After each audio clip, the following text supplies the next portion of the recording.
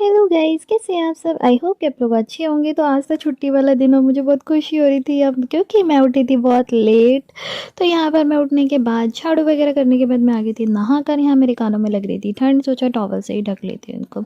उसके बाद मैं थोड़ा सा स्टाइल मार रही थी। यहाँ पे मैंने सिर्फ सिंदूर लगाया, क्योंकि मेरी मम्मी कहती है हेड वॉश करने के बाद तुरंत बाद सिंदूर लगाना चाहिए। क्यों लगाना चाहिए मुझे इतना डिटेल में नहीं पता। तो यहाँ पे ठंड के मारे मेरी नाक बह रही थी, तो मैंने किया नाक को साफ। उसके बाद मैंने को जाना था पूजा करने के लिए।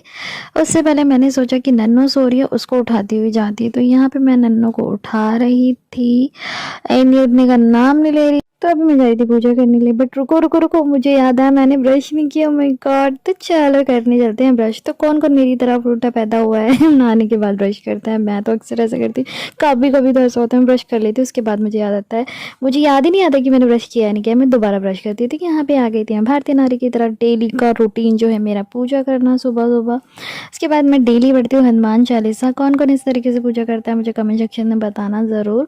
एंड यहाँ पे मैं नन्नू को कह रही थी कि नन्नू स्माइल कर दो स्माइल कर दो। तो नन्नू स्माइल नहीं कर रही थी। मैं लेके आ गई थी नन्नू के लिए नाश्ता। उसको कराया मैंने नाश्ता। यहाँ पे इतनी शैतान हो रही है ना, इसको कुछ भी खाना है कुछ भी करना है ना तो फ़ोन देख के खाना है। कुछ भी खाएगी, नाश्ता करेगी, कुछ भी करेगी ना तो इसे फ़ोन देखना है ज़रूर।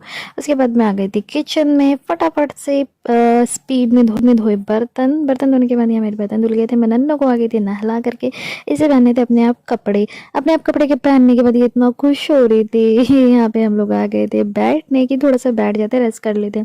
मम्मा बेटू खेल रहे थे गेम। ये गेम किस किस ने खेला है अपने बचपन में जरूर कमेंट सेक्शन में बताना।